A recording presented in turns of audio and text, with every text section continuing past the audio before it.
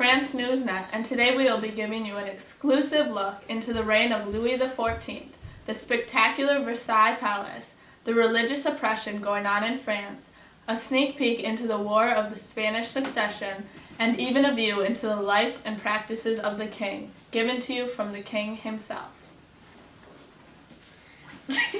Okay. It's going to be an episode you won't want to miss. So, take your bathroom breaks now and grab your popcorn, and we will see you right after this commercial break. Are you a noble in need of a home, longing for some warmth in your life? Then I am absolutely sure the Sun King's Palace would be the right place for you. You will need to be able to live in this beautiful royal place absolutely free of charge. All that is required is royal patronage to the King Louis XIV, the Sun King. Through work and loyalty to the king, you will be able to live at the same the same palace as him. Call 952-444-8141 to book your room now. Welcome back, folks. Our first topic of the night is Louis XIV's religious tutor and political theorist, Bishop Jacques Benin Bossuet. Now tell me, Malika, why is this man so important to Louis XIV's reign? Good question, Hannah. Well, first of all, he defended a theory known as the divine right of kings. In defending this theory, he backed it up by citing examples of Old Testament rulers divinely appointed by and answerable only to God himself. Another thing is a few years ago, popes would insist that only God could judge a pope, and Jacques argued only God could judge a king. Kings believed they were God's regents. Like Louis XIV believed they would not be bound to the command of nobles and or parliaments. This is where Louis's famous phrase comes from. Indeed it is. L'état c'est moi, or I am the state, seems to reflect his belief in his absolute power. And although he claimed he was the state, he often would not exert oppressive control over the lives of nobles and lay people. This is exactly right. His absolutism functioned predominantly in the making of war and peace, the regulation of religion, and the oversight of economic activity. Speaking of absolutism, one of the things Louis XIV did to symbolize the conception of the French state embodied by himself was to create the Palace of Versailles. Now to give you an exclusive look at the palace is Jess Baker, who is going to be reporting from the palace itself. Hello folks, here I am sitting outside the Palace of Versailles, built by King Louis XIV. Although it isn't quite done yet, it's going to be the largest secular structure in Europe. For King Louis, pageantry is essential. He loves to show off his flashy wardrobe and priceless decor. As you can see, he never misses an opportunity to impress the French nobility. Right now, Versailles is being accommodated by the French government.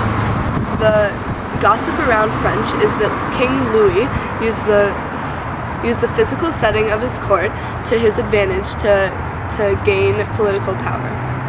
Back to you, Malika and Hannah.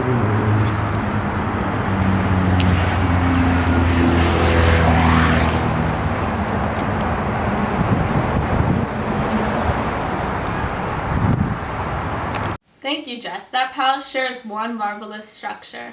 Now for a little change of pace, we are going to talk about the hugely controversial battle of religions going on here in France. With the Jesuits promoting their religious views, there has been much uproar against them from the movement called Jesuitism. The people who belong to this movement believe in the ideas of Augustine and resemble views of Calvinism. They had been growing as a group when Louis banned Jesuitism in France. This forced them to either change their views or work underground. Exactly right, Malika. As a result of the persecution of the Jansenists, France is looked at as a sign of religious oppression, as opposed to England, which represents a more moderate religious toleration. Louis believed that political unity and stability required religious conformity, which is why he is thought to have carried out these repressive actions. Another part of Louis XIV's path to religious conformity was the revocation of the Edict of Nantes. Following the Edict of Nantes in 1598, which granted Huguenots substantial rights in the nation, the relationship between the Catholics and the Protestants was still hostile. In the past, Louis has put forth many campaigns to take down the Huguenots and unify France religiously. As many of you know, Louis has been pushing all the Huguenots out of public life, from banning them from jobs such as printing and medicine to forbidding them from the government office. A few years back, in 1685, Louis decided to completely abolish the Edict of Nantes, which has extended the religious repression. All of the things Protestant are now unacceptable. The churches, the schools are closing, children are being baptized, priests are being exiled, rebellious people are being enslaved. Many Protestants have fled to England, Germany, and other countries. Besides Louis's absolute reign that unified France religiously, he also has used his system for military reasons. As many of you know, the huge war between France and England is happening right now over the Spanish territory that Charles II has left to no direct heir, and his entire inheritance to Louis's grandson, Philip V. The fifth. Spain, its vast trade, and the American Empire have all fallen into France's hands. As you know, England, Holland, and the Holy Roman Empire formed Grand Alliance, and England and France have gone to war over the territory. A very high-intensity situation here, folks, and we are going to give you an exclusive view into this nasty war-torn Spain with Jess Baker. Hello, I am Jess Baker, and I'm here to give you a look into what is going on here in Western Europe. This 17th century war of Spanish succession will be one to go down in the books. This war has become extremely gruesome, with the English completely overpowering France. Not only do the English have advanced weaponry, but this is the most unprepared France has ever been going into war. In all the years Louis has ruled, this is the most unorganized and poorly planned war he has gone into. It seems as though France will completely fall to England in this shocking battle.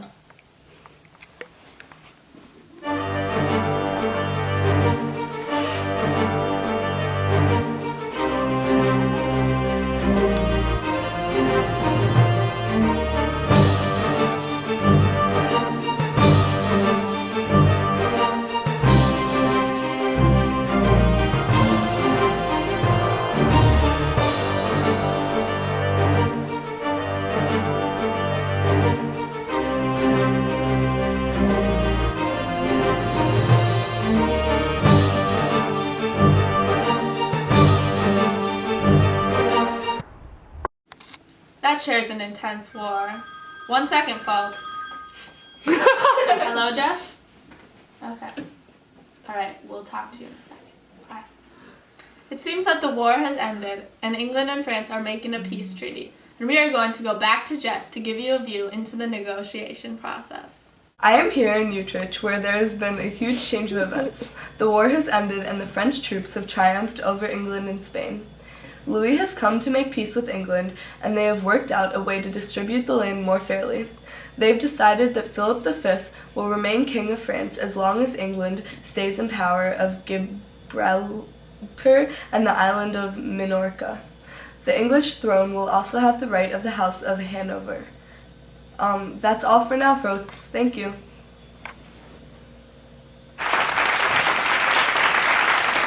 Thank you, Jess. Well, that took a little turn for the unexpected with the French winning. It sure did. I'm sure Louis is thrilled. Speaking of Louis XIV, we actually have a surprise for the viewers tonight. We were lucky enough to get the once-in-a-lifetime opportunity to have an exclusive interview with Louis XIV, something that has never been done before. We will be going into the Palace of Versailles to talk with him. I am Louis XIV, and this is my precious dog. Along with my elegant wardrobe, this is one of the many gardens of Versailles.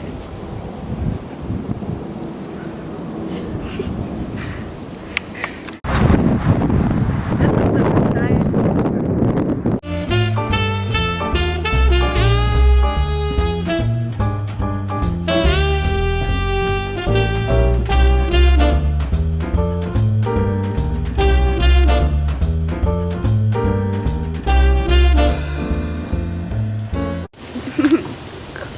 Hello, Your Majesty. Thank you for allowing me to interview. I get a lot of interview requests. Everyone wants to talk to me, which is understandable. You seem the most qualified to show the world who I am, and you are welcome. So let's start with the palace we happen to be in right now, Versailles. How are you able to build this palace, and what made you decide to do it? Well, this palace consumes over half of my yearly earnings, but it also pays significant political dividends. What made me decide to do this is I wanted to be able to show my people who I am and exert my control over my people and other political entities. Wow, over half of your earnings is a lot of money. What do you gain from this besides exerting your control? Well, it actually pays me back by essentially creating a bond between myself and nobility. You see, when nobility either pay for a place inside this palace or exchange a place to live for work and support, it creates a bind between myself and the nobles. They become dependent on me, but they are allowed to stay as long as they support me and my work for me. I will always support the social structure here in France and the social privileges that come with being a noble, and would never threaten a social structure. It's a fair trade. You are so kind to the nobles, aren't you? Oh, shoot.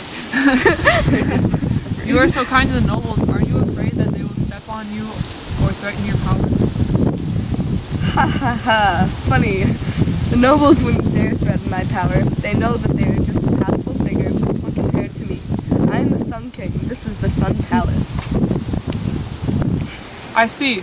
So Louis, back to politics. What are some of the goals of your foreign policy?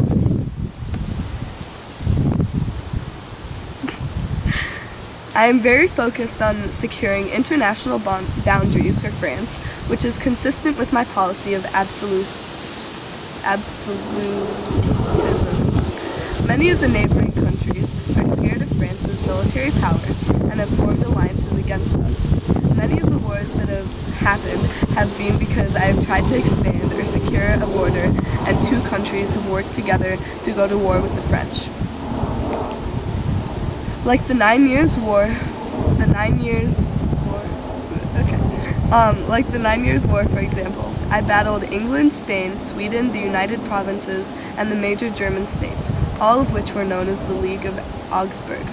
In the end, the Peace of Ryswick determined that Holland's borders were secured, but our expansion into Germany was to be stopped. Interesting. Can you expand on what you mean by your policy of absolutism? It is simple in my eyes. I have absolute power, and my word in political matters, religious policy, and economic matters are the absolute and only word. L'état c'est moi. I am the state is me. I see what you mean. Thank you so much for this opportunity. It has been such an honor to interview you here in this magnificent